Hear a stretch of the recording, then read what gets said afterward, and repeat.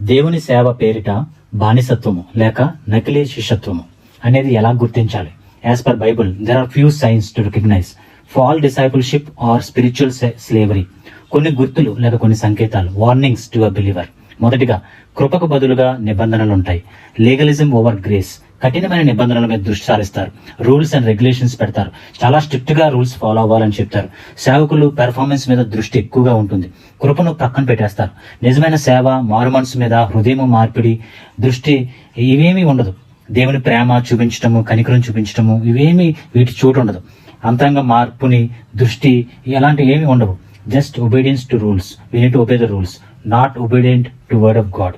వాక్యాన్ని లోబడదాం, వాక్యం మీద దృష్టి పెడదాం, వీటి మీద ఉండదు. కానీ అక్కడ ఉన్న రూల్స్ మాత్రం మనం పాటించాలని, అవి పాటించకపోతే అవసరమైతే శిక్షించే వరకు వెళ్తారు.